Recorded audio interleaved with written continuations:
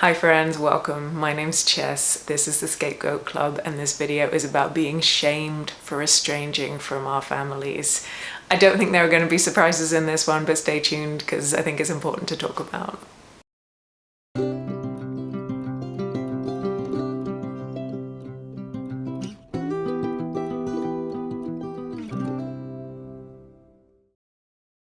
Hi friends, welcome. So if you're new here, my name's Chess. I'm a psychotherapist, I'm a coach, and I am estranged from a very difficult family.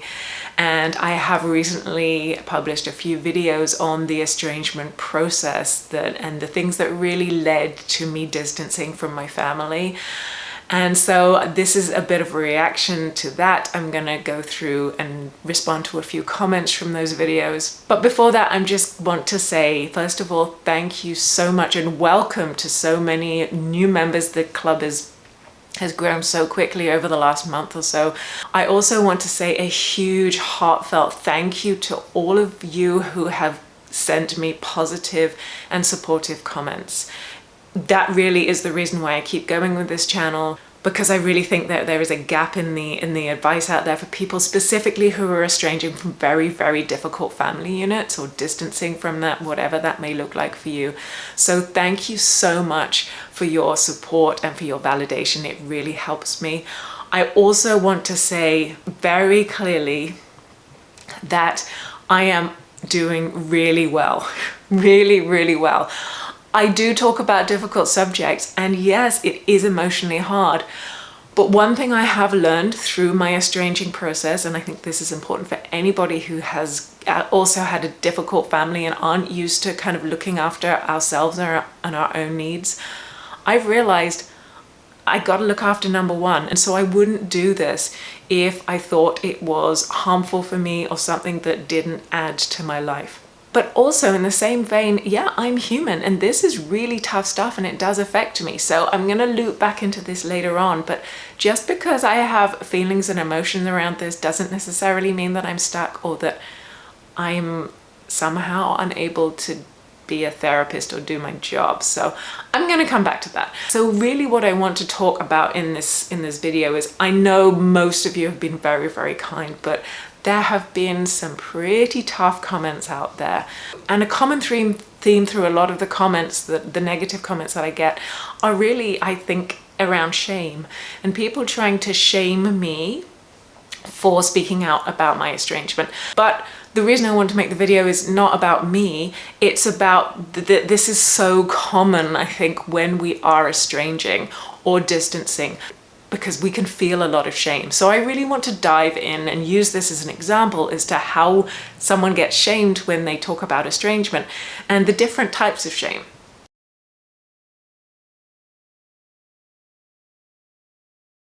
So I've noticed, and I've kind of lumped these into kind of almost like 4 different categories of how people have tried to shame me. And some people will shame on all different levels. It's not like you have to choose a particular flavor of shame. But just for the purpose of this video, I've kind of blocked these shames into 4 kind of categories. And so the first category, which is so common, is basically people trying to say that my family were right and I am wrong. So there's something fundamentally wrong with me. And I think this is a really common thing we can think and feel. And also it can be something that we've heard from our families that, again, we are in the wrong, they are in the right, it's our problem. So there's some fundamental character flaw about us for leaving our families.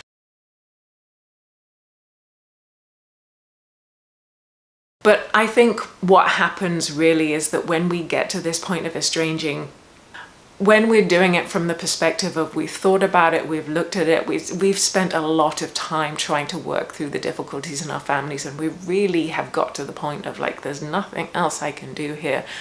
On a lot of levels, we have accepted that really it's not a fundamental character flaw in us. There's just a really big problem in the family or with the behaviors of people that we are supposed to be having these relationships with. And so we just get to that point of, you know what, I can't do it anymore. So I think on a kind of a cognitive level, on a thinking level, we kind of don't buy into that, but it can still kind of push some buttons. And so one of the comments, I have to say, thank you to whoever this person is that wrote this comment, which basically said, Chess, your family are kind and sweet and loving, and you are basically the devil impersonated. And actually, I love that comment so much, because it just gave me such a kick, because I just thought, you know what, that is so far from just the idea of thinking about my family as being kind and sweet. I honestly think that they wouldn't even describe themselves as that. If someone was like, you kind, sweet people, they'd be like, oh, they're talking about us. They wouldn't actually recognize themselves in those ways. So it just actually shows me that when people make those kind of comments, they just have no clue. My family would describe themselves in other good ways, don't get me wrong, but they would say they're very patient and they're very this and that they're very that, but they wouldn't use those adjectives. It just totally, you know, landed so wrong that it just shows how they come with a preconceived idea, their preconceived diagnosis of what the situation was, without having any clue. And I know this is obvious, but sometimes it takes a while for it to really sink into our psyche. And so just on that note, if you're really struggling to figure out, well, is it me or is it them? Because I'm getting all these comments from people, I think a really good rule of thumb on this is to figure out whether the people who are making the comments, are they fully informed? Do they know the details? Do they know the actual facts behind this? Because people can throw out their opinions and ideas when they don't know the facts. And so I think it's very different if we're taking feedback from someone who's like, you know, I've sat down, I've looked at it all, I've really thought about it from an objective perspective, and yeah, I do think there is a problem on your side. That's very different to someone coming along saying, who hasn't got a clue, or I've tried to tell them the information, I've tried to give them the facts, and they're like, yeah, no, you're wrong anyway. It's like, you haven't even given the time of day to start to think about the actual reality behind this. So I think it's really good for me and for us in general to really start figuring out, well, does this person, do they have any kind of qualifications to be able to give an opinion on this or not? And so if they don't, and when they don't, then we don't need to listen to that. So these arguments of, well, is it me or is it them? I really try and come back to, well, are they listening? Do they know? And I'm realizing online, just it's so obvious now how I spend a lot of time in these videos to try and put out as much objective factual content as I can. And I realize that people don't even watch them. They just click on the thumbnail and then just write a comment, or they have so many blind spots that they just aren't able to see the objectivity in people who are literally completely taking the opposite interpretation of what I've said. And so I think it's really obvious. In a way, I'm lucky to be in this situation where I can clearly see how people are coming in with preconceived biases and their opinions on it just are way off. So that's the first type of shame I see coming in, when people just have this, they have an axe to grind, they have an idea and they just want us to fit in with their viewpoint. And when they want to kind of shame us or put us down without taking the time to really think and understand our perspective, that's when hopefully we can start to say, you know what, I don't need that kind of shaming.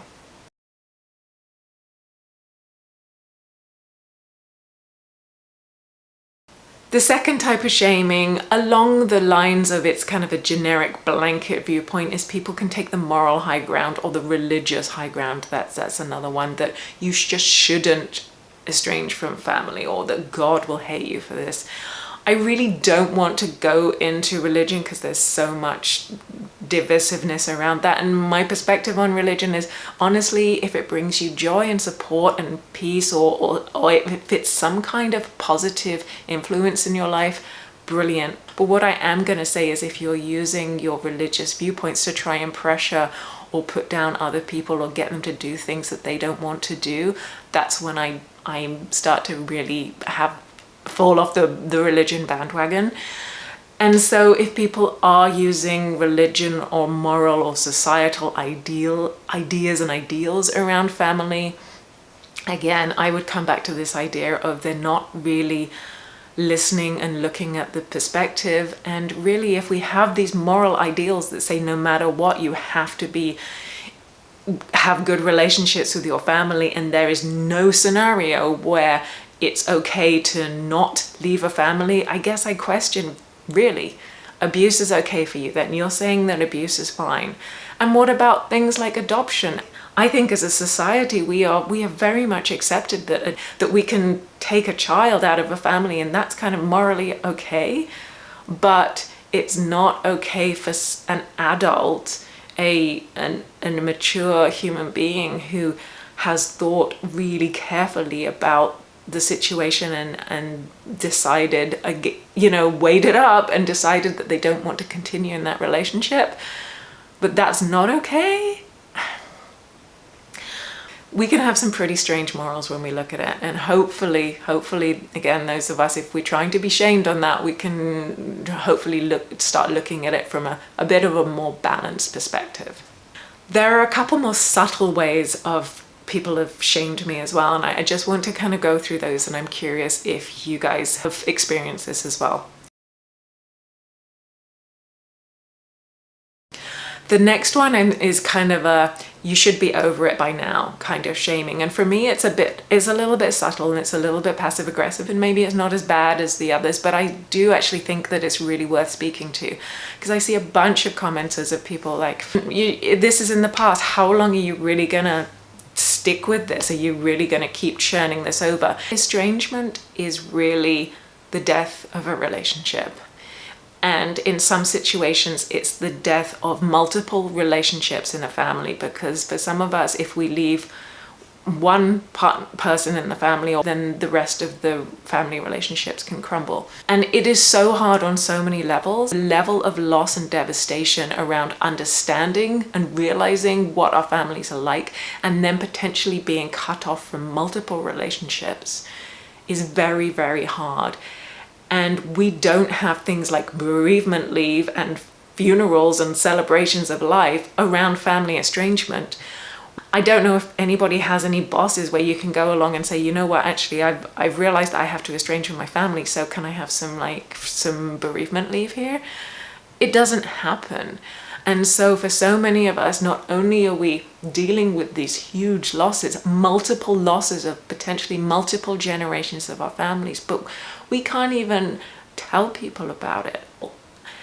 It is really, really painful. And so I don't think anybody in their right mind would come up to someone and say, if those family members had actually died, there'd been some horrific accident and multiple people in someone's family had perished.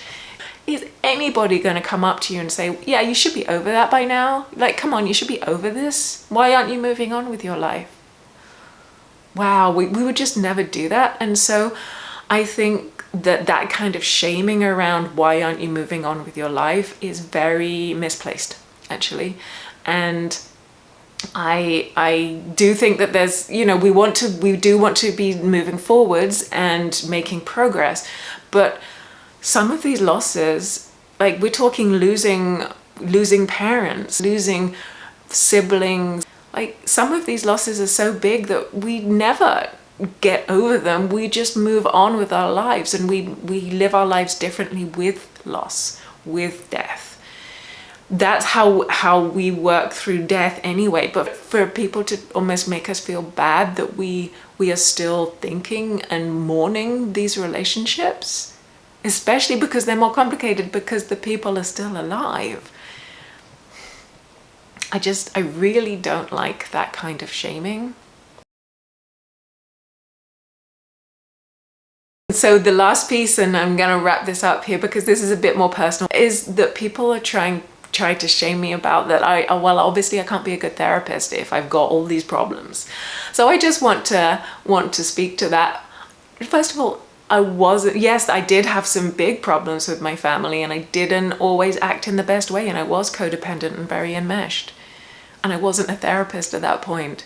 So a part of my moving on has been doing a lot of therapy and then eventually helping someone else. There are a few people who want to say, well, you can't possibly be a qualified therapist because you've gone through this, or because you still get upset by this, or any of those things. And I want to speak to those points. Is like, one of the main points of psychotherapy is human connection, and you can't connect with someone who doesn't have emotions. The videos that I'm doing are a different thing. They aren't a therapy session. But in general, having your therapist needs to have empathy and the ability to understand human emotion, and so that is a good thing. I'm not saying I'm the best therapist, by the way, absolutely no, that's not what I'm going to say, but in general, a therapist needs these kind of attributes to be good at their job. But also finding the right therapist and the right fit can be very important, and some people find a lot of value from a therapist who has been through the same kind of situation that they're experiencing. Again, the therapist shouldn't be bringing in their own experiences and talking about their own situation unless it's of very specific value to the client. But in those situations, it should be very short and to the point. But also there's a huge amount of value of talking to someone who has got some kind of experience going through what we've been going through, and they haven't just read about it in a book. Anyway, friends, thank you so much for being here. Thank you. Welcome to the club if you're new. Just heads up that I release videos every Saturday, but Scapegoat Saturday is where you're going to find the longer videos. I've got shorts coming out during the week as well. And if you want to connect on a one-on-one basis, just check out the website and drop me a line. Friends, as always, please take care, be kind to yourself and be kind to everyone else around you. And I will look forward to talking to you again soon. Bye for now.